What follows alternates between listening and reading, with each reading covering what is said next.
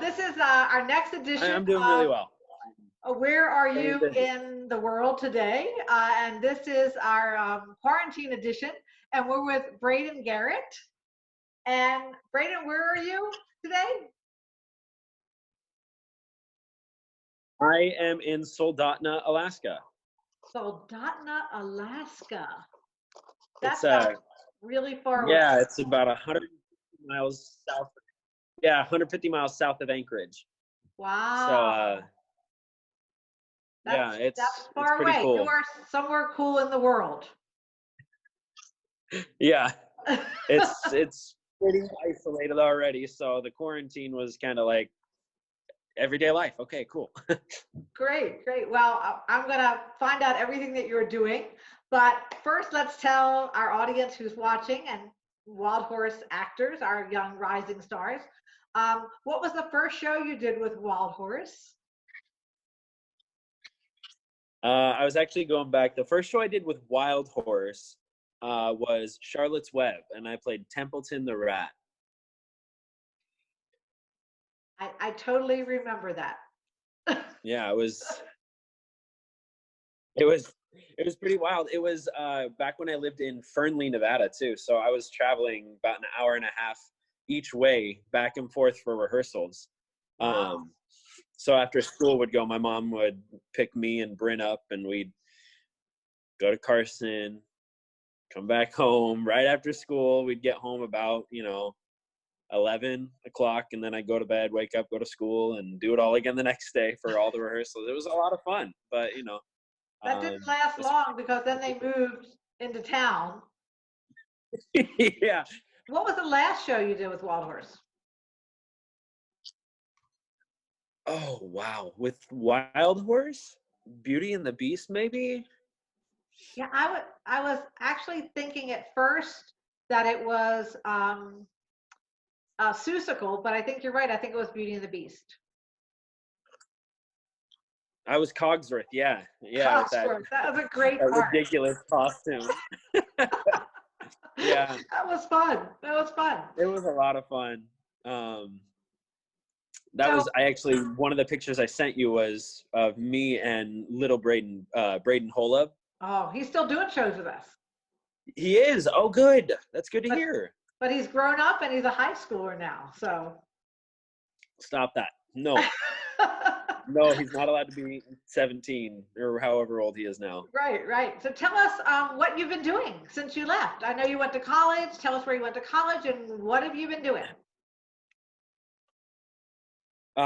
So back in 2013, I up and left to South Dakota, a little town called Vermillion, South Dakota. It's on the almost as far southeast as you can get in South Dakota. It's a school called the University of South Dakota, and they have a very small liberal arts program. However, it's the same accreditation as schools as like Juilliard and Tisch out in New York. And so the benefit of going to that school was I had a much more personalized and one-on-one training program. And it taught me a lot about myself, and it allowed me to pursue my degree in theater with an emphasis in musical theater, getting a minor in dance and a pedagogy in tap while I was doing it all too. So, wow, that sounds like my BFA in theater. Yeah, it was a lot of work. It was 4.5 years of rigorous, intense work, but it was well worth it, and it really paid off.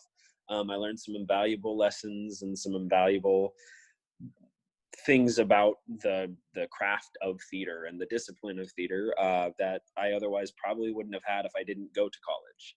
Yes, that's very true. There are lots of things that you learn, lots of amazing professors to teach you things that you think you know, but you really don't.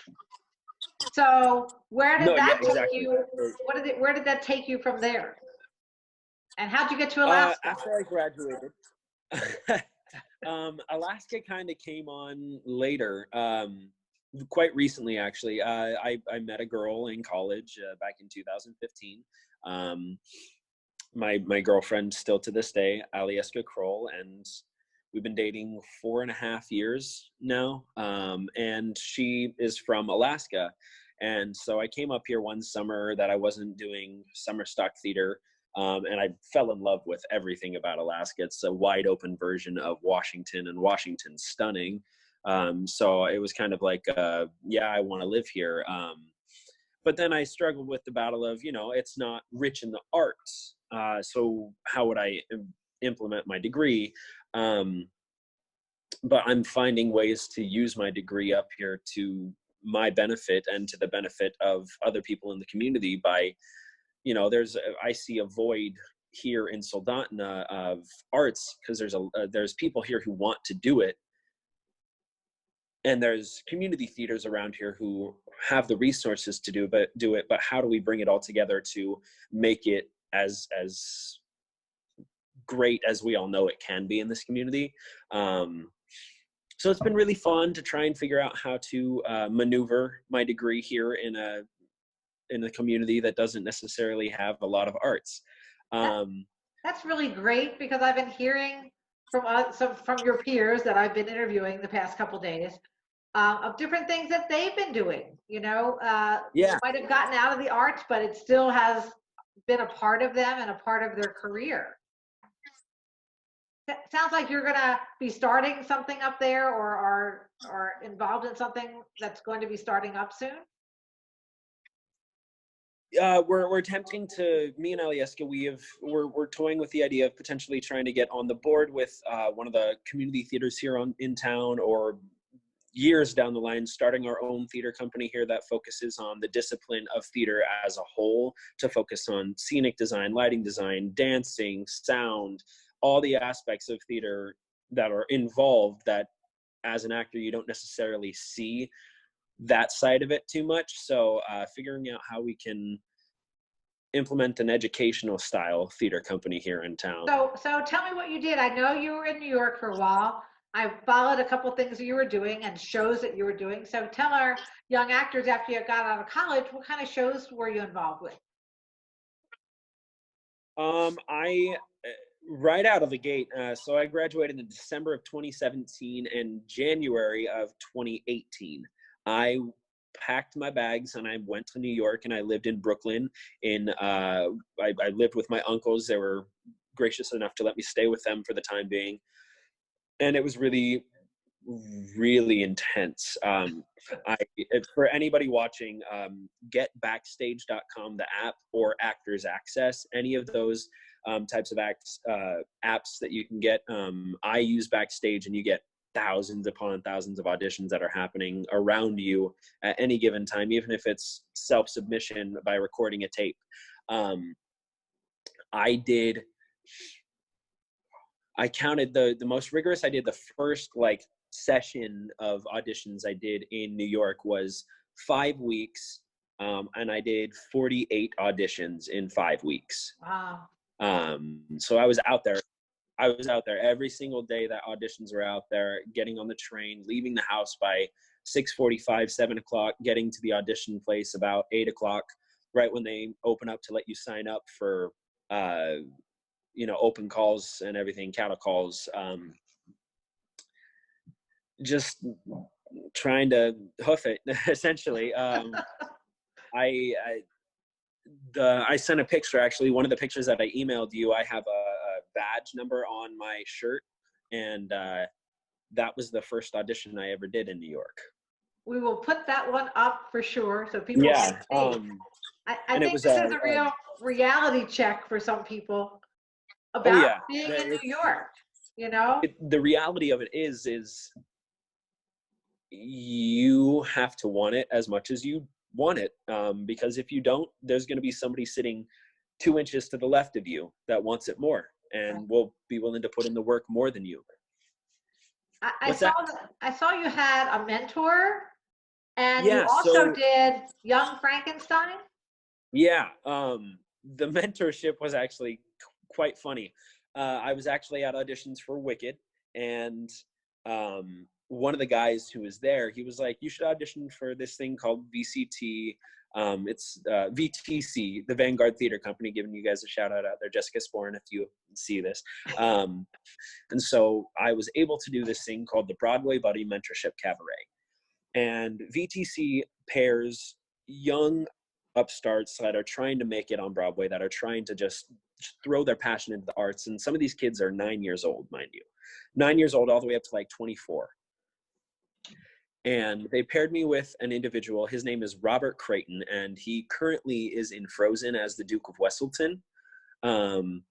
Among many other things, he was the purser in Anything Goes. He wrote and starred in Cagney the musical. And I got to work with him for a month and a half in New York to know the ins and outs of the business and see kind of what the life is like being a working actor on Broadway. And it was incredibly insightful and really rewarding. I have to tell you, Braeden, I follow all of our alumni, you know, and I always Yeah. look at your Facebook page, and I see all your dances, and I see all the things you're doing. And of course, your parents always clue me in on what you're doing too, because I'm in touch My with them. parents are they're the best. They are so supportive. I couldn't ask for better family members in my life. They are amazing. They have sacrificed so much to get me to where I am. So what would your dream role be? Oh man. I'm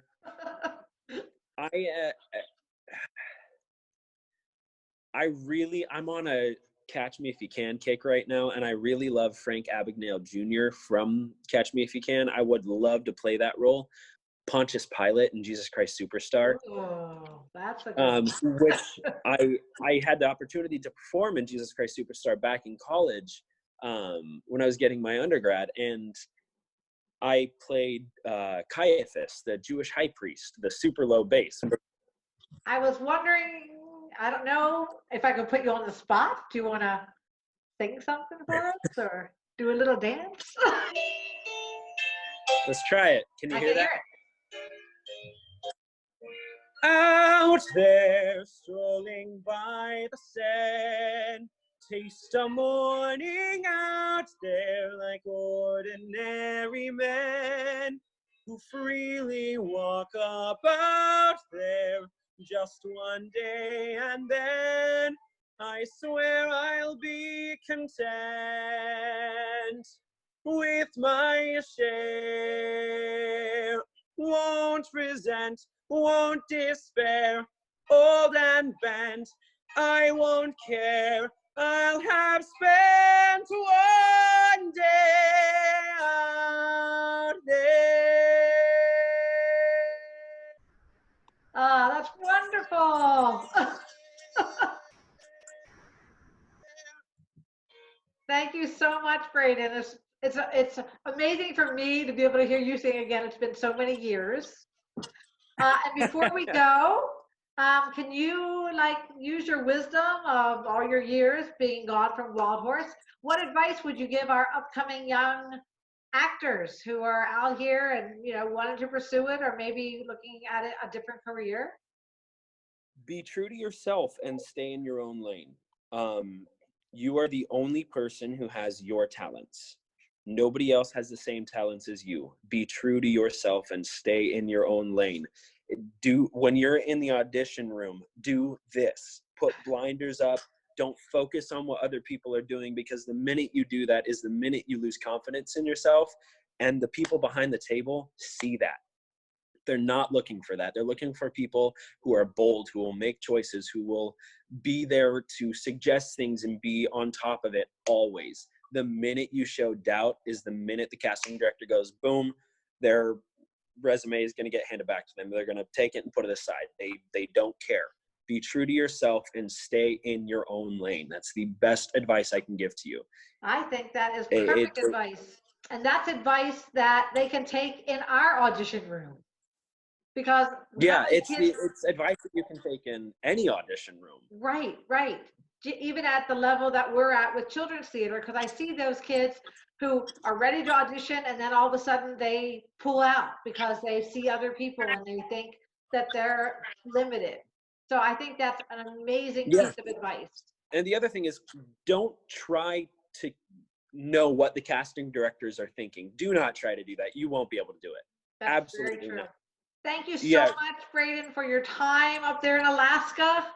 Oh yeah. Quarantining up there. Probably not a lot of people, so it's probably a good quarantine there. And Yeah. it's amazing for me to see you again, to see your face and to talk to you. And, It's so good to see you too, Carol. and please give your parents and the whole family all of our love from Wild Horse. Oh, absolutely. I totally will. It was so good to see you. Great. You too, Braeden. Thank you again. Bye, Carol. Bye.